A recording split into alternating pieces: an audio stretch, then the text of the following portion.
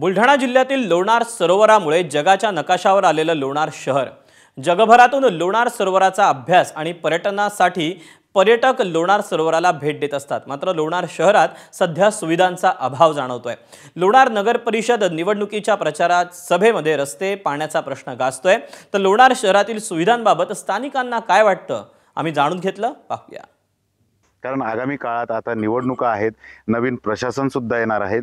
आपल्या सोबत डॉक्टर गोपाल बच्चिरे आहेत।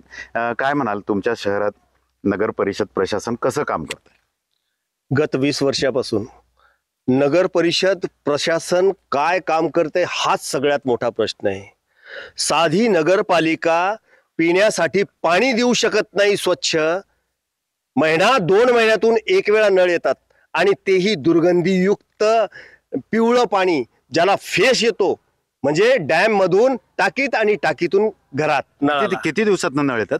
1 ते 2 महिन्यामध्ये एक वेळच, म्हणजे वर्षातून 6 ते 12 वेळा पाणी येतं।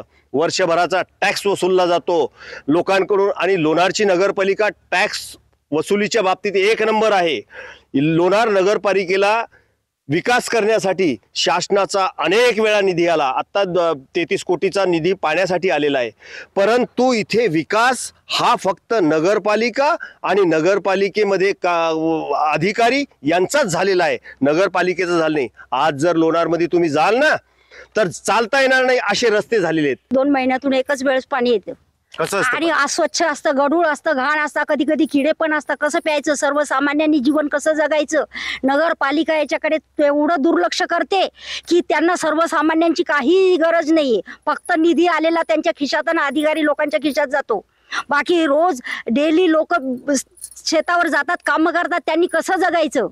आणि घाणीचं साम्राज्य, कचऱ्याची घंटा गाडी पण आठवड्यातून एक वेळेस येते। ढीग लागलेले आहेत पूर्ण शहरात, रस्ता चालायला नाहीये। नगरपालिका म्हणजे इथला कारभार हा जो आहे कागदोपत्री चालतो फक्त, बाकी कुठलीही सुविधा इथे नाहीये। विकास इथं काहीच झालेला नाही, इथला विकास फक्त कागदोपत्री चालू आहे बस। आम्हाला लाज वाटते की ज्यावेळेस म्हणजे परदेशी लोक येतात त्यांना जेव्हा नाकावर रुमाल ठेवावा लागतो तेव्हा आम्हाला लाज वाटते, खाली मान घालायला वाटतात की 10 ते 15 वर्षापासून या ठिकाणी निधी भरपूर आलेला आहे, पण त्याचा कोणत्याही प्रकारचा विनियोग झालेला नाही।